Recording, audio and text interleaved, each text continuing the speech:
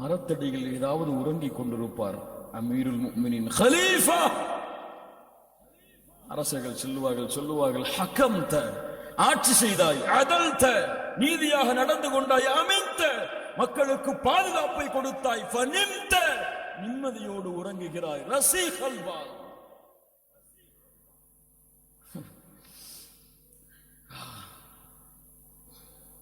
யா அல்லாஹ், யா அல்லாஹ். கண்ணியத்துக்குரியவர்களே, உமர் அவர்களை நேசிப்போம்.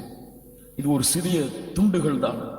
உமருடைய உமர் ரலியல்லாஹு அன்ஹு வரலாற்றில் நுழைந்தால் 1000 பக்கங்களை பாடத்திற்காக, படிப்பினைக்காக புரட்டி கொண்டு இருக்கலாம். அவ்வளவு படிப்பினைகளை கொண்ட மிகச் சிறந்த உயர்ந்த மனிதருடைய வரலாறு உமர் இப்னுல் கத்தாப் ரலியல்லாஹு அன்ஹு. ஆசை வையுங்கள், அல்லாஹ்விடத்திலே துஆவை கேளுங்கள்.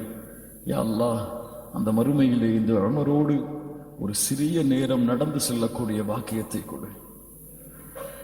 ஆசை வையுங்கள் மூமின்களை, சஹாபாக்களை நேசியுங்கள், சஹாபாக்களை விரும்புங்கள், அவர்களுக்காக அல்லாஹ்விடத்திலே பிரார்த்தனை செய்யுங்கள்.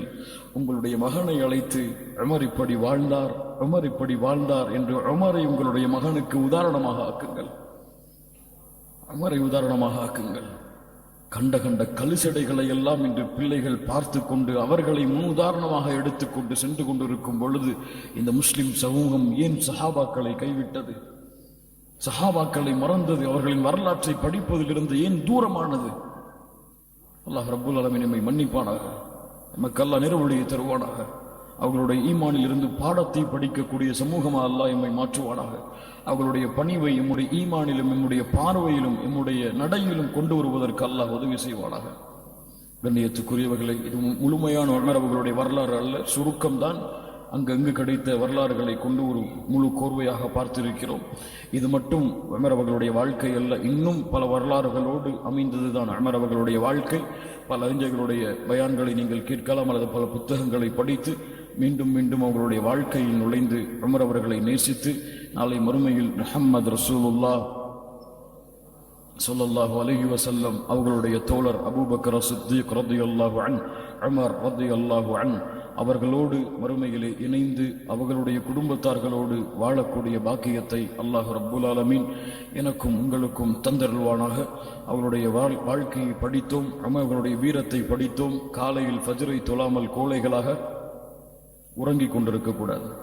உமர் அவர்களுடைய வாழ்க்கையை படித்திருக்கிறோம், வீரத்தை படித்திருக்கிறோம், அவருடைய தக்வாவை படித்திருக்கிறோம், அவர்களுடைய தொழுகைக்கு கொடுத்த முக்கியத்துவத்தை படித்திருக்கிறோம், மறுமையை குறித்தவர்கள் பயந்த அச்சத்தை படித்திருக்கிறோம். இதுவெல்லாம் உமர் இப்படி வாழ்ந்தார் என்று புகழ்ந்து போவதற்கல்ல, அதிலிருந்து பாடங்களை படிப்பதற்காகத்தான் நம்முடைய அறிஞர்கள் அதை பாதுகாத்து இன்றளவும் இம்மிடத்திலே கூறிக்கொண்டிருக்கிறார்கள். அதனால் வீரத்தை படித்துவிட்டு காலையிலே கோழைகளாக வீடுகளிலே உறங்கிக் கொண்டிருக்க கூடாது.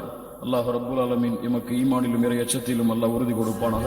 அகூலு கௌலி ஹாதா அஸ்தக்ஃபிருல்லாஹ லீ வ லக்கும். அஸ்ஸலாமு அலைக்கும் வ ரஹ்மத்துல்லாஹி வ பரகாத்துஹு.